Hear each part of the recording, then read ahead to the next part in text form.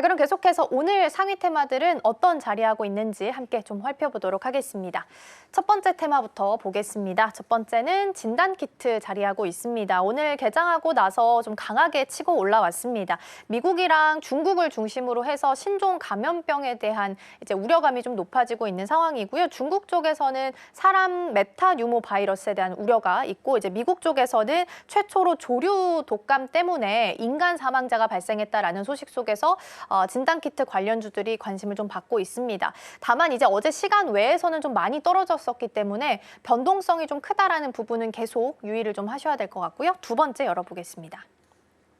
두 번째는 조선입니다. 앞서서 우리 하나오션 살펴보면서 조선주 전반적으로 잠시 좀 체크를 해봤었는데 여전히 내러티브는 동일합니다. 트럼프 당선인이 우호적으로 환경을 좀 만들고 있는 상황이고요. 어제는 또 미국 해군 함정 건조에 있어서 동맹국의 도움을 받을 수도 있다라고 이야기를 했습니다. 그럼 이제 MR로 더불어서 건조까지 우리나라가 같이 할 수 있을까라는 기대감이 모아지면서 계속해서 좀 잘 가고 있는 섹터 중 하나입니다.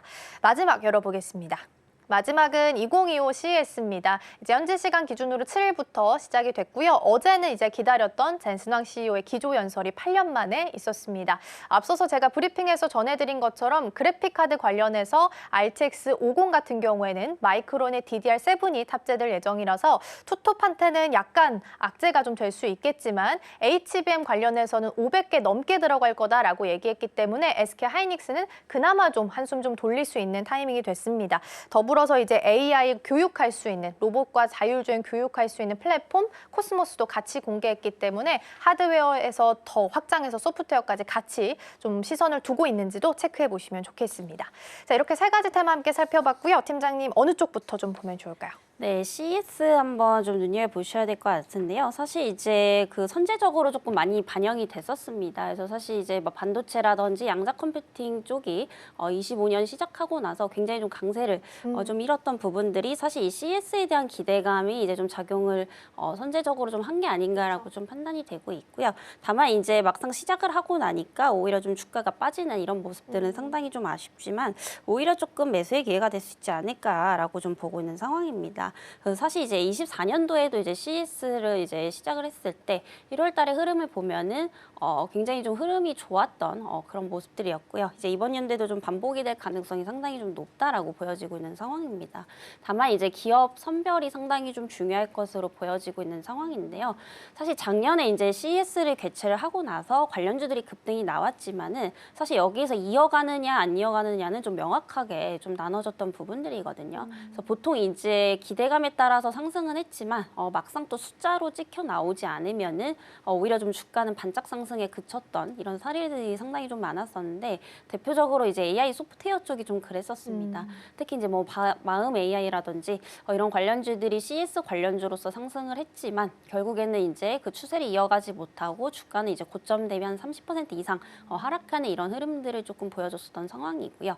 다만 이제 뭐 실체가 있는 이제 기업들 특히나 뭐 HBM 관련주들 특히 장비 쪽 같은 경우에는 하드웨어 쪽은 오히려 상승세를 조금 이어갔던 부분들을 조금 감안해 본다면은 여기서부터 좀 기업 선별이 상당히 좀 중요하지 않을까라고 보고 있습니다. 그래서 최근에 뭐 양자 컴퓨팅이니 뭐 이제 소형주들도 다 같이 좀 상승을 하고 있지만 사실 이제 CES 관련주라고 해서 이게 계속해서 좀 상승세를 전부 다 모든 종목들이 테마를 이루면서 상승을 하기엔 상당히 좀 어렵다라고 보고 있고요. 여기서 사실 실질적으로 저는 좀 수혜를 받을 수 있는 게 대표적으로 이제 로봇주들 그리고 이제 특히 아까 앞서 말씀드렸던 이제 SK 하이닉스 쪽이다라고 좀 보고 있는 상황이고요. 사실 그리고 이제 그쪽을 조금 보셔야 될 것 같습니다. 양자 컴퓨팅 같은 경우에는 사실 지금 이제 우리나라도 그렇고 미국도 그렇고 아직은 조금 개발 단계인 그런 상황이거든요. 아직 뭐 시제품을 이제 생산을 한 뭐 그런 상황도 아닌 상황이라고 좀 보시면 될 것 같고요. 이에 따라서 이제 그 ETF 쪽을 오히려 좀 보시는 게 맞지 않나라고 좀 판단이 되고 있습니다. 특히 이제 구글 같은 경우에도 이제 윌로우를 좀 선보인 그런 상황이지만 아직까지 이걸로 뭐 매출을 대단하게 뭐 또 내고 있는 뭐 그런 상황은 아니고요. 엔비디아도 지금 이제 대대적인 투자라는 단계라고 좀 판단이 되고 있는 상황입니다. 특히나 이제 우리나라 기업들 같은 경우에 사실 아직까지는 다 이제 실체가 조금 없는 기업들이라고 보시면 될 것 같고요. 대체적으로 이제 양자 컴퓨팅 관련주라고 하면은 시가총액이 다 1,000억 원대 이제 미만이라고 좀 보시면 될 것 같습니다. 그리고 이제 양자 기술 관련해서 우리나라가 또 OECD 국가 중에서 상당히 좀 하위권에 상위권에 있는 그런 상황이고요. 사실 이제 미국이라든지 중국 같은 경우에는 이 양대 산맥이라고 좀 보시면 될 것 같습니다. 그래서 우리나라 같은 경우에 아직 이 양자 기술 쪽에 예산도 그렇게 좀 크게 들어가고 있는 상황은 아니라고 좀 보시면 될 것 같고요.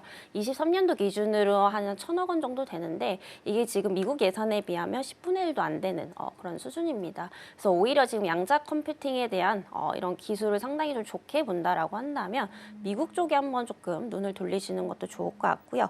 국내에 보면은 이제 그 미국 ETF가 이미 상장이 돼 있습니다. 그래서 코세프, 미국 양자 컴퓨팅 ETF라는 이제 펀드도 좀 있는 상황이기 때문에 이와 관련해서도 한번 조금 관심을 가져보셔도 좀 좋지 않을까라는 말씀 드리고요. 그리고 로봇 같은 경우에도 사실 아직까지는 뭔가 이렇게 크게 외형 성장을 하고 있지는 않습니다만 결국에 이제 AI가 발전을 하는 거 결국에는 이제 그 로봇 쪽으로 넘어가기 위한 어떤 중간 단계라고 좀 보시면 될 것 같고요. 결국에 이제 로봇 다음에는 그 AI 다음에는 로봇일 수밖에 없는 상황입니다. 다만 아직까지 이렇다 할 뭔가 실적을 내고 있는 기업들은 없는 상황이기 때문에 그 안에서도 그나마 이제 좀 실적을 내고 있는 기업들 위주로 좀 보시면 될 것 같고요. 대표적으로는 이제 로보티즈라는 이제 기업입니다. 그래서 25년도 올해부터 이제 영업이익이 드디어 이제 흑자 전환이 좀 예상이 되고 있고요.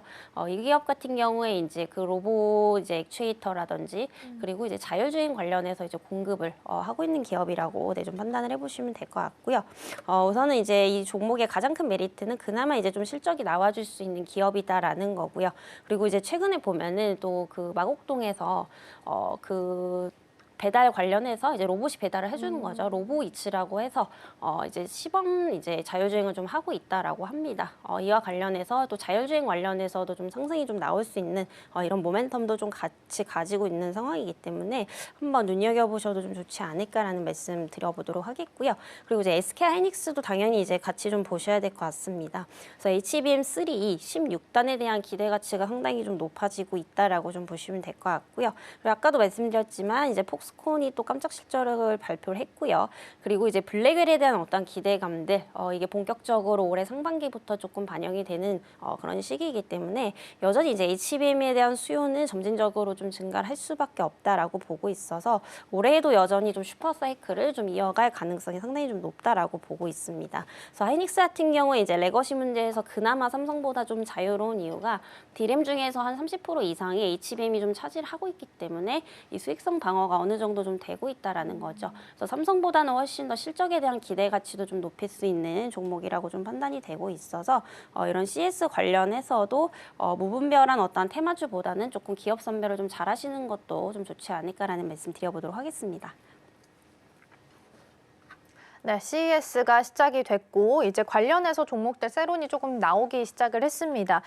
다만 세론 이후에도 좀 버티는 섹터가 있는지 보시면 좋을 것 같고요. 특히나 이번에는 이제 엔비디아 훈풍이 좀 있었기 때문에 같이 좀 로봇 쪽도 관심을 좀 받고 있는 상황입니다. 다만 관련해서 이제 종목별로 무분별하게 접근하기보다는 펀더가 좀 있는 그리고 숫자가 좀 찍히고 있는 종목들 위주로 바라보시면 좋을 것 같고요. 로봇 관련해서는 로보티즈, 액추에이터 관련 기업 언급해 주셨으니까 참고해 보시면 좋겠습니다.